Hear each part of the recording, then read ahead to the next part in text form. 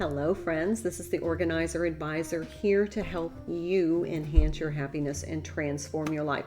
Okay, we are working on our stress-free holiday framework, which is daily prep steps to help us get prepared for all the events, all the gift exchanges, all of the decorating and the cooking and all of the things that are involved in preparing for a big holiday celebration. So I'm going to do the recap today, and then we'll catch us up to where we are. And then I want to tell you why it's so important to have this next step as part of our plan. So let's just recap. Day one, we got those holiday cards in the mail. Doesn't that feel so much better than being lingering and thinking I'm never going to get them there on time now? We started because anything that needed to be mailed needed to get in the mail, especially during this really busy holiday season. We want to make sure things get to their recipient on time. So cards or gifts in the mail. And then we created that packaging gift wrap center. So this is to help us prepare those packages for mailing, but also that we can wrap as we go. You can't see, but I have a huge pile of gifts here already wrapped. So that's done. No more wrapping paper panic. So that helps me feel less stressed because I'm not having to calculate time of when I'm going to get all those packages wrapped. Wrap as you go. Day one. Day two, we created the shopping list. So we looked at all the things that we'd already purchased. And if you're like me, I purchase a couple of gifts every month. When I find things on sale that I know are perfect for the person that I intend them for, then I already have those gifts, but I had to go back and make a list of all my service providers and, any of the events that I might need a angel tree gift or a Toys for Tots or a Santa tree or a gift exchange. So I added all of those up, and then they added them to my list, and I looked at, was there anybody I had left out? So this way I feel confident that I have gifts purchased, even maybe a few extra gifts that I can have, so that I don't feel panicked when somebody shows up at the door and offers a gift and I didn't remember to buy them one. That always makes me feel so awkward. So this way we have that list. We have focused since day two on completing that shopping. So a good amount of our shopping is already finished. All right, then again, we're wrapping those gifts as we purchase them. That's keeping us up instead of trying to catch up in that wrapping paper panic. Okay, then on day two, still, we made a menu using some of the ingredients, those food items that are in our pantry, our refrigerator, our freezer, because during the holidays we do a lot of cooking, a lot of baking. We need to make room for those holiday delectables. But when you have an overstuffed freezer or an overstuffed pantry, there's a ton of food, and then it ends up where you have all this food on the countertops, no workspace. So what we did was we made a menu using the ingredients that we have that need to be used anyway. We're going to do that end of the year freezer clean out. We might as well save money on our groceries this month, as a lot of our money is being diverted to gift purchases. So use some of that food so it doesn't go to waste. It saves us money, and we're going to have a clean refrigerator, freezer, and pantry for the holidays and for the upcoming new year. That's a win, win, win, win. So then we looked at our calendar of events. We have this calendar of events that we have written down all of the events we want to participate in: office parties, volunteer gatherings, friends and family, loved one gatherings, church service gatherings, any concerts or ballet, musicals, light shows. We have put all of those on our agenda. So number one, we can make sure that we're balanced and we're not over scheduling ourselves. That's not a good idea this time of year. But also, if there was something we needed to bring, such as a food item or a gift item for gift exchange or food contributions, we can put that on our shopping list to make sure that we have that so that we're not scrambling at the last minute. But speaking of scrambling at the last minute, that getting dressed stress. You know how you're just like, oh, I've put everything off and now I've got to get ready for this party and I have nothing planned.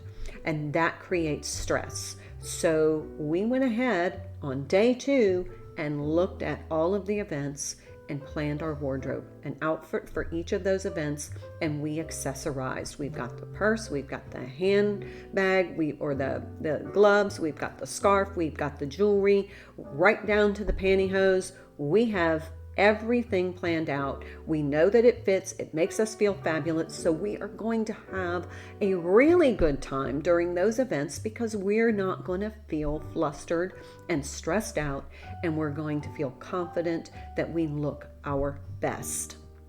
Okay, so that was just day 2. Day 3. We talked about daily decorating. We created a decorating plan. So we were going to either work from the outside in or the inside out. And then we took out our decorations and we planned our daily decorating. So we made sure we had the ornament hooks and the extension cords and all the holiday lights that we needed. We had candles. We had all of the items that we needed to execute that daily decorating without feeling overwhelmed, without getting stressed, and without getting started on something we couldn't finish. That makes us frustrated. So we were like, okay, we're going to work on the holiday tree today. So what do I need? I need ornament hooks. Have you ever had to run to the store to get ornament hooks? Lights, extension cords, surge protectors, tree skirt. We had everything, the tree topper, everything ready to decorate our holiday tree. So we were able to do that, but we were able to do that in a way that we could enhance that experience because we had a plan. We knew when we were going to be decorating our holiday tree so we can invite family, friends, and loved ones over for a glass of wine or a cocktail or just some holiday music. Somebody may be playing the piano and singing Christmas carols. But this is how we're enhancing this experience. When we have a plan, we really can embrace the experience. Okay, so we also talked about making our holiday decorations safe for our children and pets.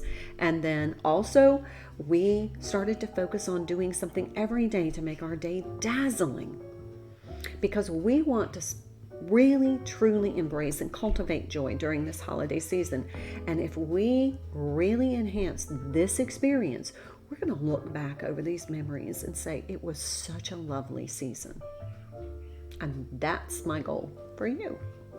All right, so that was day 3. Day 4, we talked all about enhancing this experience, even if it's just you. If you're sitting down and listening to some holiday music with a pot of tea, maybe a warm, snuggly blanket, reminiscing over some old holiday memories, some old photographs, maybe of your children or grandchildren when they were young, having some holiday experiences, maybe lighting a candle and having something sweet or savory to really enhance and really get into the emotional feeling of the season, because that's where the magic is. Okay, so day 5, baking and cooking. So what we did is we looked at our recipes for our family favorites, our holiday favorites, the things that we traditionally cook, and maybe some new ideas that we wanted to try.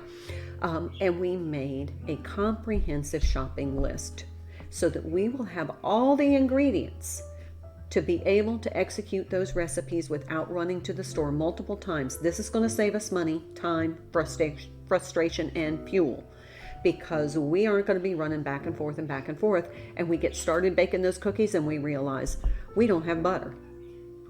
That can derail an entire day, and it certainly diminishes the moment. So having those ingredients on hand is really going to help.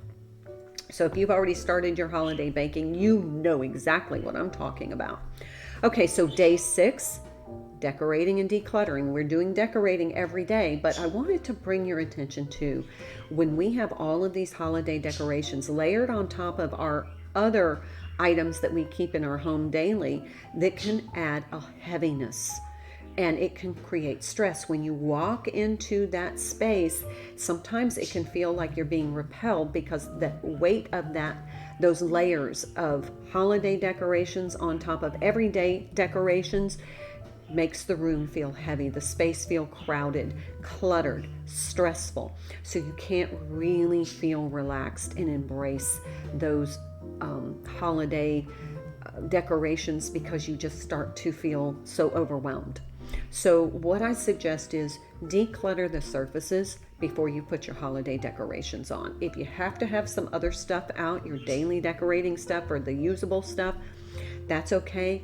But see if you can minimize that, or put them in a container that you're going to be able to access them easily, such as a covered box or a little chest that you could use as a coffee table.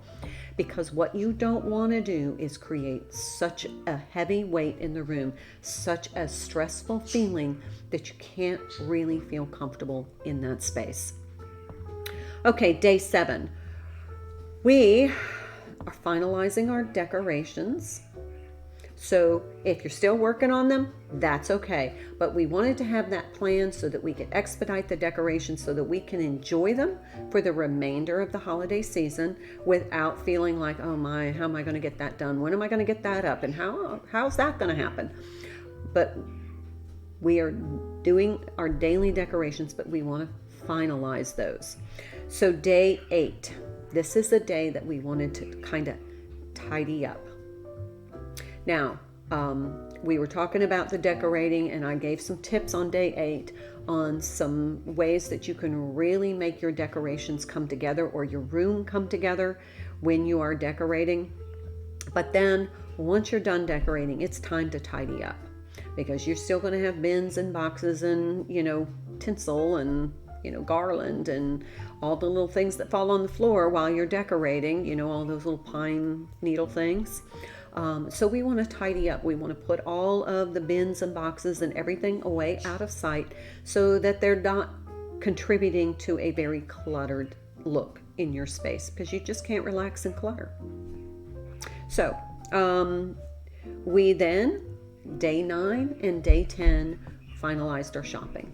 So at this point, we should be well into the shopping, wrapping, and we are already starting. I know some of us are already starting gift exchanges with some of the parties and some of the people that we may not see that are maybe traveling for the holidays. So we're finalizing the shopping. For me, the day 9 and 10 was a weekend, perfect time. We were able to get out and finalize the majority of our shopping. And so now there's no stress. We're on day 12 now. Decorating's done, refrigerator, pantry, freezer cleaned out. We have all the presents wrapped that we've already purchased, and we've tidied up, decluttered, shopping's done. Now's the time to enjoy. This is the time to really go out and enjoy those events. All right, day 11, we started prepping our house for festivities. Guests and festivities. You're going to feel more confident when you have your spaces clean. The majority of people don't invite people over because they don't feel confident in the way their house looks, the way it feels. They feel like it doesn't feel clean, it doesn't look clean, it looks cluttered, and they feel like they're going to be judged. Does this sound like you? We're going to take care of that. So we started in the dining room because that is a room where we often host gatherings, whether it be family, friend, loved ones, but we either have hors d'oeuvres or we have some sort of holiday dinner. It may just be that you do desserts and a gift exchange. You may be doing one of the meals where you go from one house to another. You may have just we're going to have a bunch of friends over for some desserts and some wine, maybe some cheese, some savories. It doesn't have to be a formal dinner, but a lot of times we're going to have that in the dining room, and because that's the largest table space. And so we want to make sure that that room looks and feels clean, organized, calm, and centered. So we started what I call the every nook and cranny cleaning process. And I use what I call the compass rose strategy. Why do I develop this strategy? Because I used to, when I wanted to deep clean a room, go and tear the whole damn room apart. And then I would realize I didn't have enough time to finish, and so it would be left in chaos. And then by the time I got back to it, I was so stressed out because it just felt like it lingered over me, and it just derailed my energy. And I didn't feel effective. I felt overwhelmed. It just was one more thing that I had started that I couldn't finish. And that got very frustrating for me. So I decided I'm going to do this differently. I'm going to compartmentalize my cleaning. And so I developed the strategy called the compass rose strategy, using a compass rose. I do one wall a day. So I start on the north wall. I take the curtains down. I clean the woodwork, the windows, the baseboards, the floors, any storage device on that wall.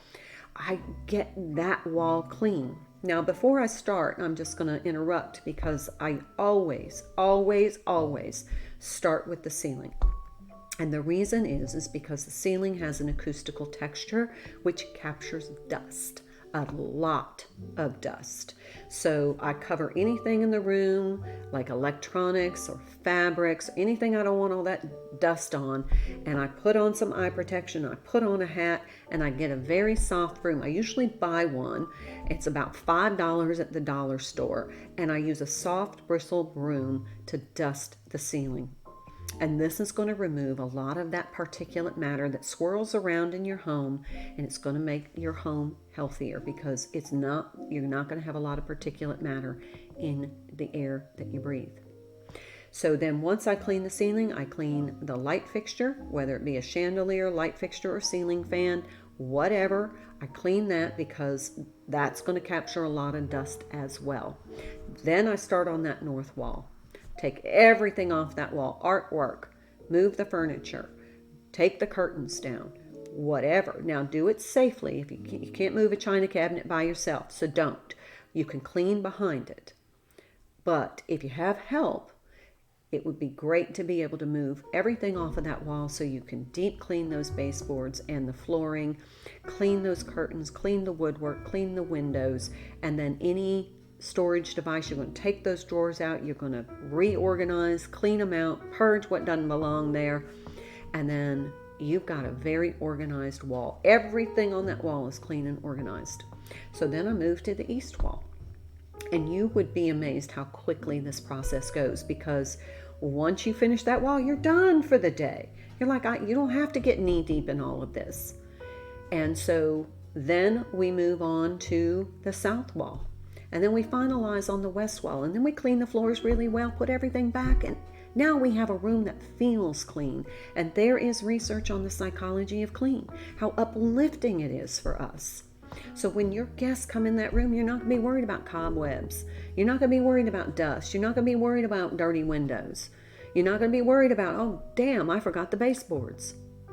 Everything's going to be calm, confident, centered, relaxed.